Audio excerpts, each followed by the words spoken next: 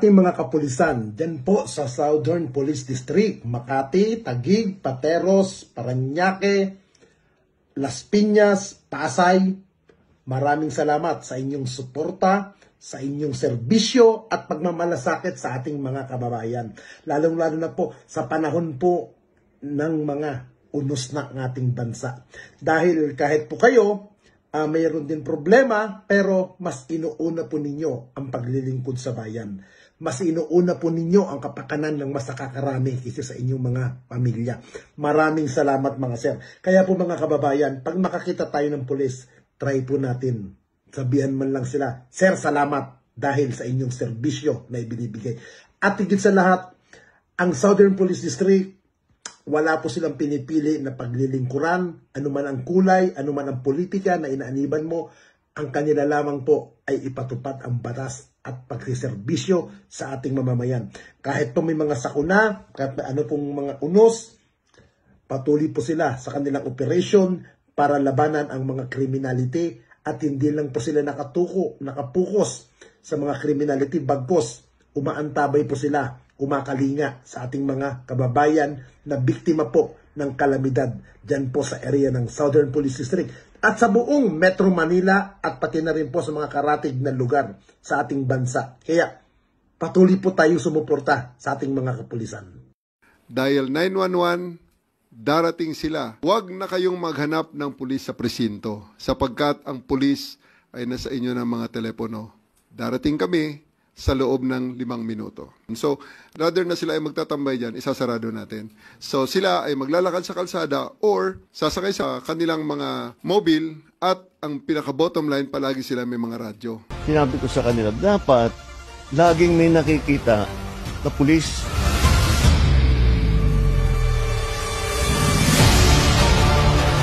Kailangan ang pakiramdam ng tao, laging may pulis dito. Nararamdaman ng mga tao na safe ng kapaligiran kahit saan Metro Manila, kahit saan magpunta, okay naman. Okay ang palakad ng mga gobyerno natin, mga kapulisan, ayos naman. Maganda-ganda naman maraming kapulisan.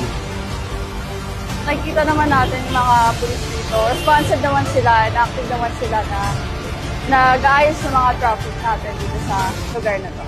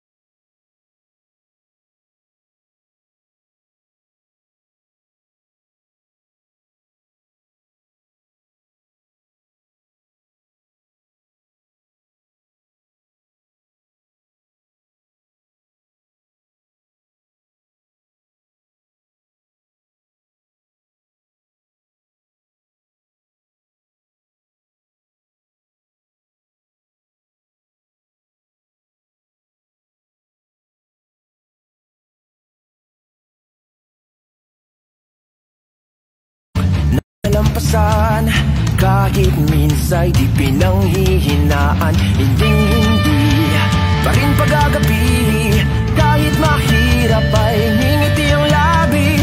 Takot at pangamba man ay maghari, para sa kaligtasang hindi mawari. Ngunit isa ang sigurado, kayang-kaya to kung ikaw at ako. Ikaw at ako sa isang laban, ikaw at ako para sa inang bayan. Laban ko ay laban.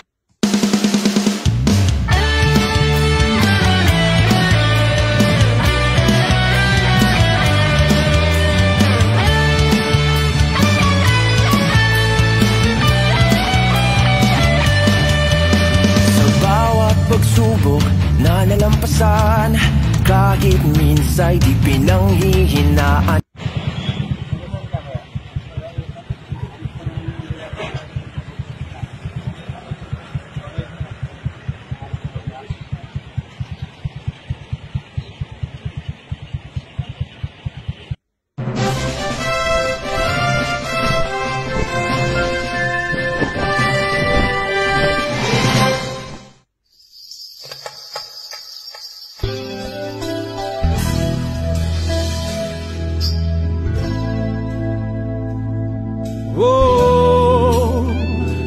Tayo na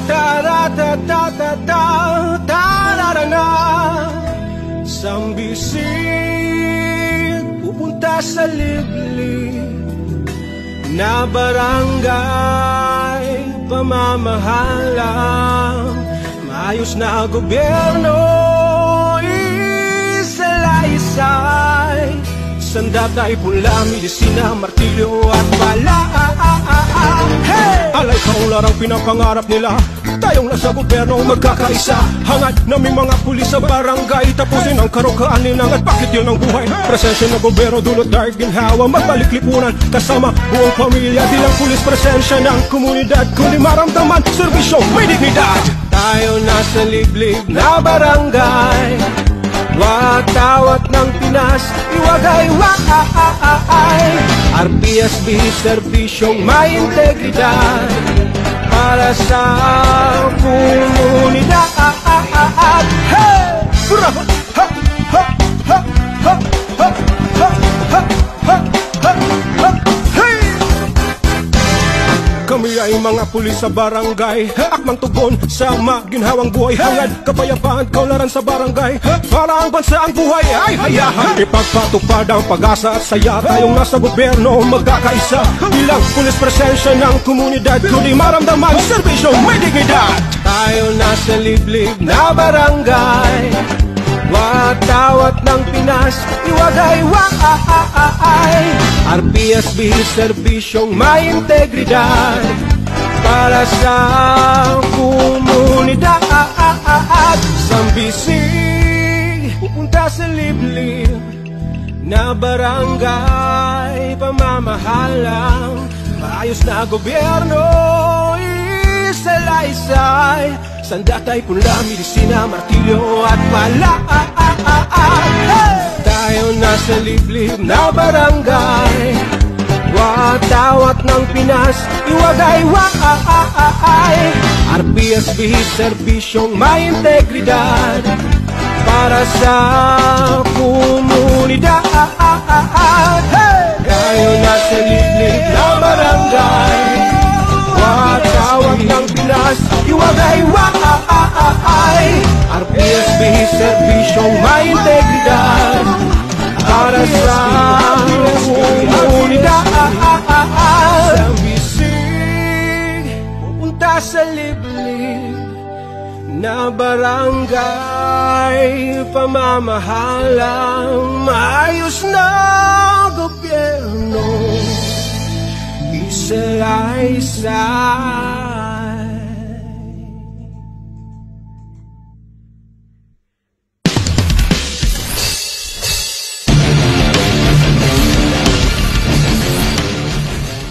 A joint operation, Oplan Galugad, was successfully conducted in coordination with the Community Volunteer Action Group members and Barangay Police. The activity was carried out as part of the proactive efforts to maintain peace and order in the area and to prevent the occurrence of any untoward incidents.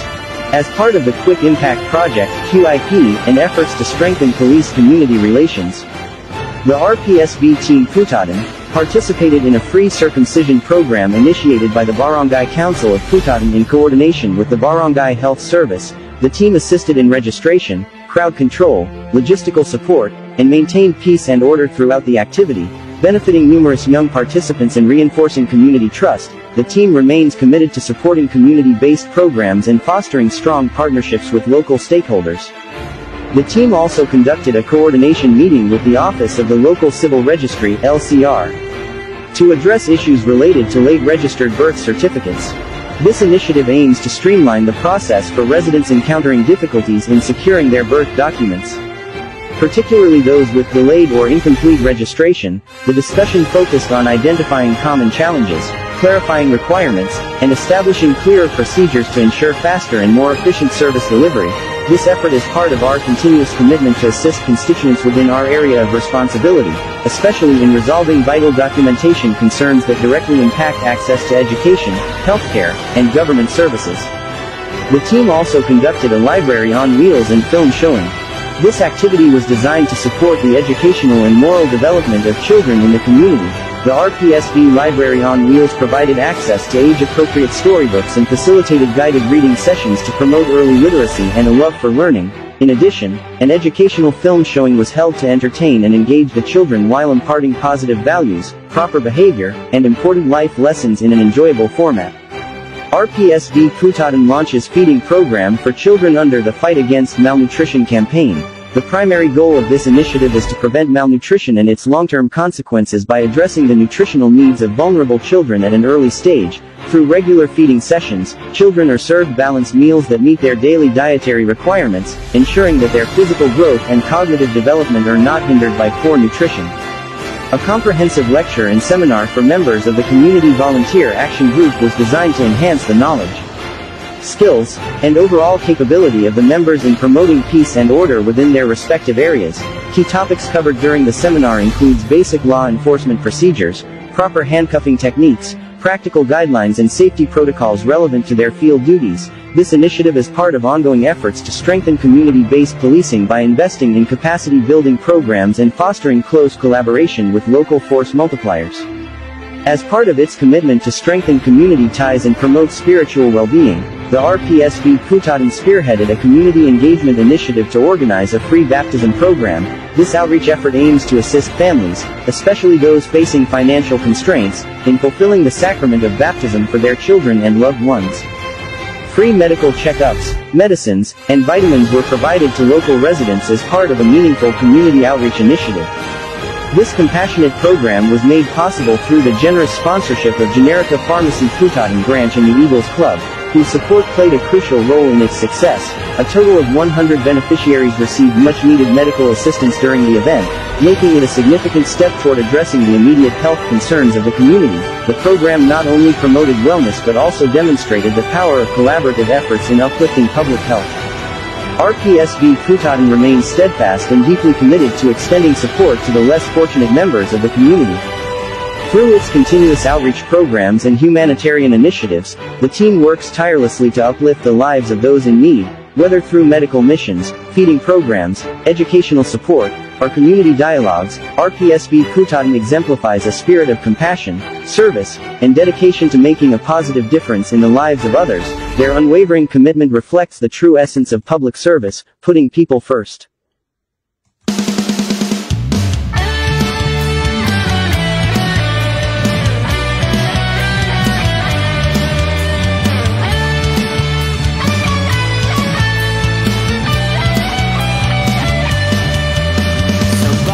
Pagsubok na nalampasan, kahit minsa'y di pinanghihinaan, hinding-hindi pa rin pag-agapi.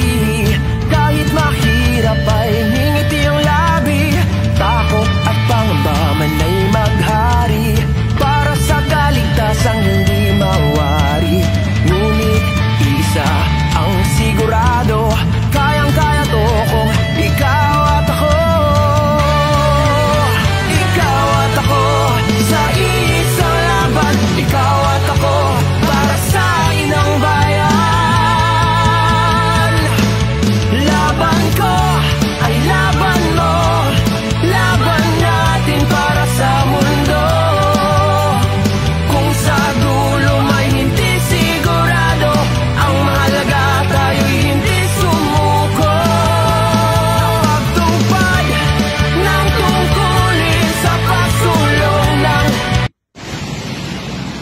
mag-ingat sa theft, snatching at robbery. Iwasang maglabas ng mamahaling gamit tulad ng cellphone at wallet sa delikatong lugar. Manatiling nakasikip sa katawan ng mga dalang gamit o pinamili. Iwasan at lang silagay sa likuran upang hindi maging biktima ng salisik.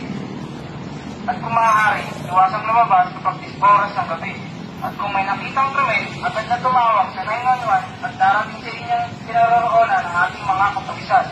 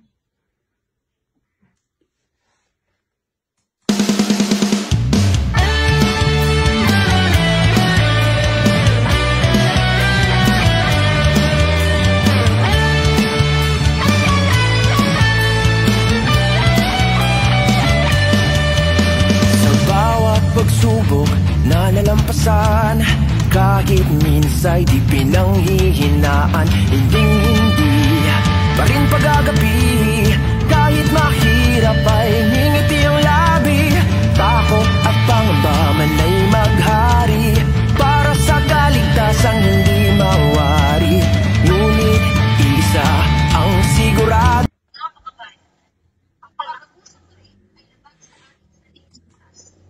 ang paanyaya natin mga kapulisan na iganang ang ating mga kababaihan. Sa ayon-ayon sa ating labi, ang ating mga linas at kapatid na babae na sila ay kabilang din sa mga kababaihan. Lagi silang iganang upang nasa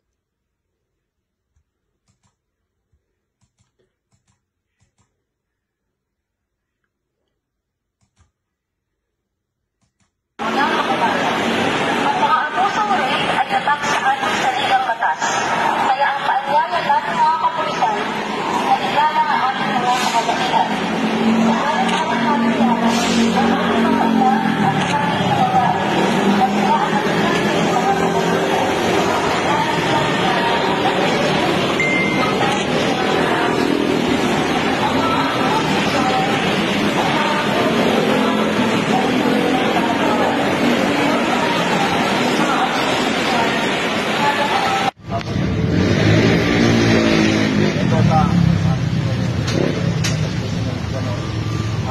Hirap sa amin ngayon sa lahat sa libot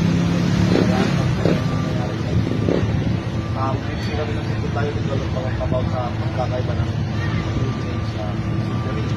Maramihan na kasi sa akin dito mababae talaga.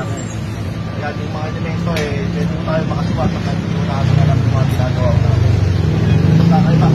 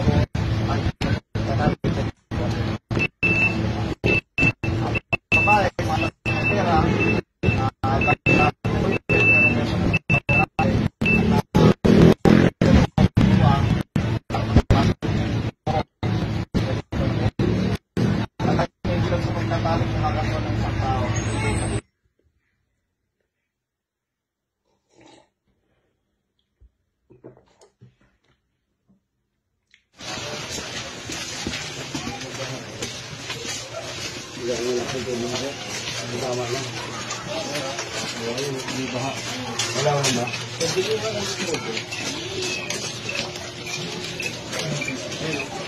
baha, no?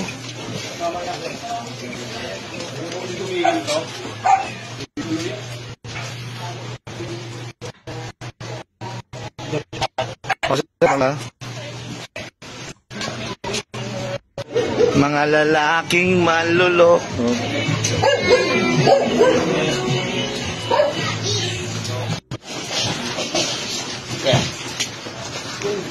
Walang videoke ngayon, Dal? Wala po. Sayang.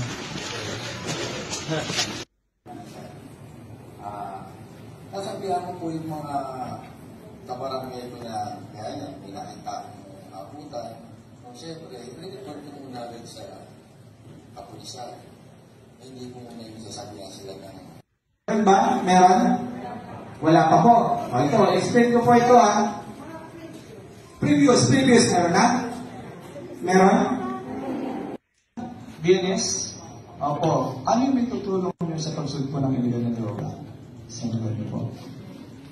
Oo nga siyempre, kakausapin. Kung kahit may naririnig ka man, o ano man sa musika, sa Pasay, Kung illegal na droga sa inyong barangay. Kung po may nakikita kung nag-aabutan na, sinasabi na talaga sa kanya. Yung mga droga na, siyempre nakikita natin na, ay sasabihan po na bawal.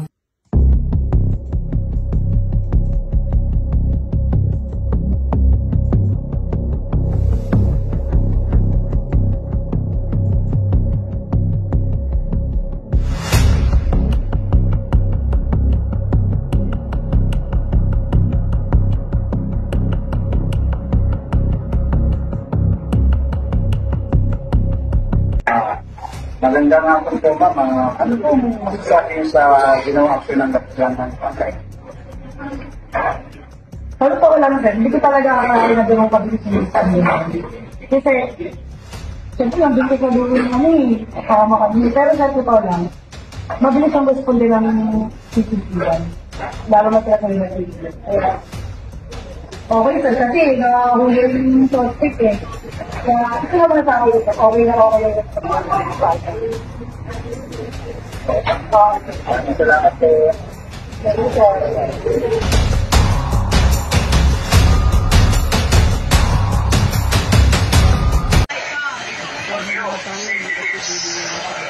Manatili sa loob ng bahay. I-monitor ang mga balita sa telebisyon at radyo. Maganda ng first aid kit, pagkain at tubig. Maganda ng mga flashlight, radyo at baterya. Sakaling bumaha, sara ang elektrisidad, tubig at gas. Iwasan ang mabababang lugar. Huwag lumuson. I-charge ang mga elektrisidad ng cellphone at power bank. Siguraduhin itoyo at ligtas ang mga mahalagang dokumento. Lumitas kung kinakailangan. May paalala wala sa pamanawan sa Pasay City Police Station. Maraming salamat po.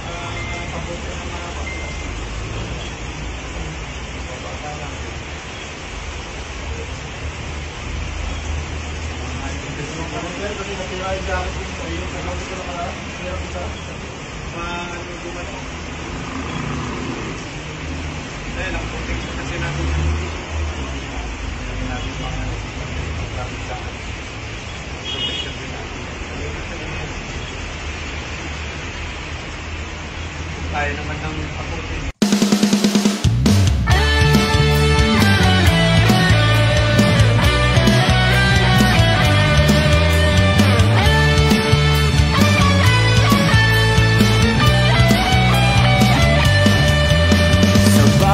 pagsubok na nalampasan, kahit minsa'y di pinanghihinaan. Hindi pa rin pagagapi, kahit mahirap ay ngingiti ang labi. Takot at pangamba man ay maghari para sa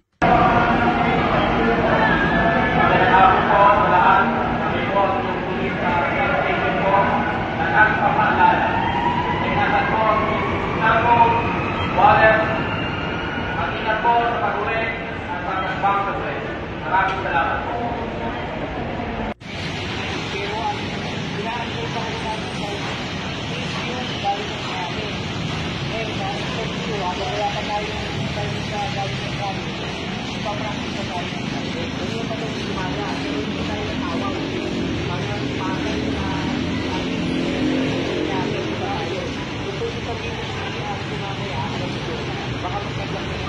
Dapat ito pa lang tayo wala tayong supply para hindi tayo sa national natin ngayon. Hindi nakasay sa pasita mo. Pasita mo, hindi mo magsalita. Huwag pag-i-stambay mo sa MRT ang dalan. Kasi wala naman ibang obsubong dito sa amin. Ang tambay nyo dito na kasi na mo mismo. Bakit na mismo? Yung mismo ang tambay nyo. Yun. Pagtunay na